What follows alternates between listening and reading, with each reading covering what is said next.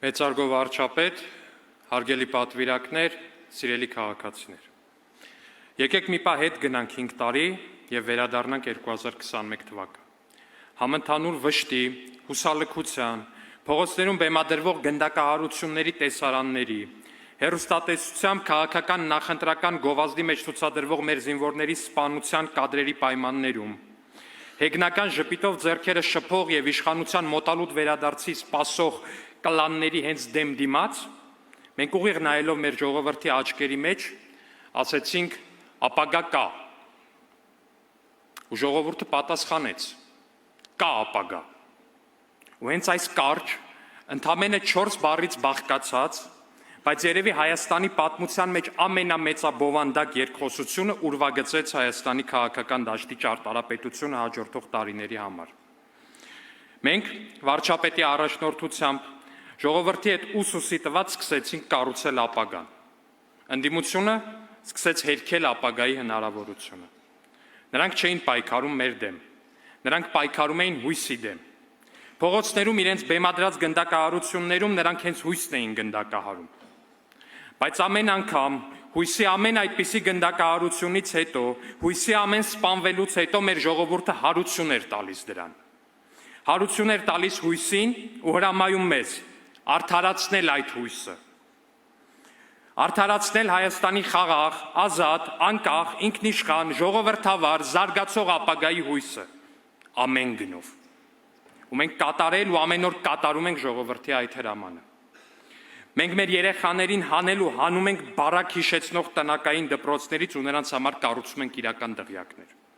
Մենք մեր ծերերին ազատել ենք մահճում հիվանդության անելանելի հանգուցալուծմանը սպասելու դատավճռից։ Մենք մեր զինվորների համար տարաներով կահավորված խրամատների փոխարեն կառուցում ենք իրական ամրոց հիշեցնող պաշտպանական շրջաններ։ 1930-ականների, 1940-ականների, 1950-ականների ու 60-ականների ջարդոնի փոխարեն մենք ձեռք ենք բերում ժամանակակից զինտեխնիկա։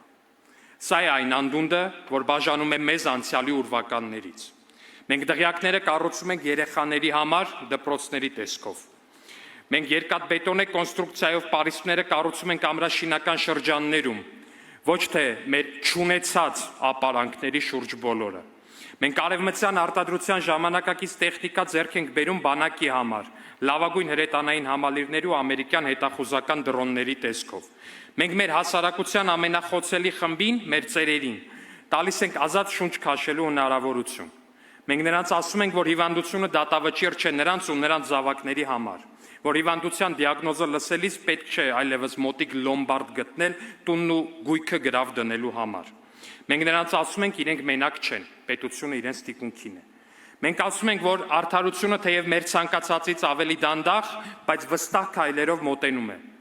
Մոտենում է ու թալանվածներին, ունեզրկվածներին, հալածվածներին է վերադարձնում իրենցից խլվածը։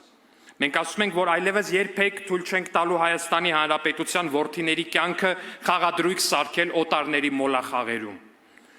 Մենք ասում ենք, որ Հայաստանի ժողովուրդը հետ չի կանգնելու ազատ ու խաղաղ Հայաստանի տիրոջ իր իրավունքից, որքան էլ որ օտարների ծառաները չոտնձգեն սրա դեմ, Հայաստանի քաղաքացին իր արյամբ ու իր քրտինքով վաստակել է իր հայրենիքում ազատ ու խաղաղ ապրելու իրավունքը, եւ վայ բոլոր նրանց, ովքեր կվիճարկեն այս իրավունքը, ովքեր կփորձեն կրկին Հայաստանի քաղաքացու բարեկեցությունը զոհել սեփական հարստությանը, ովքեր կփորձեն Հայաստանի որդիներին զոհել իրենց տերերին, ովքեր կփորձեն Հայաստանի անկախությունը հանել աճուրդի։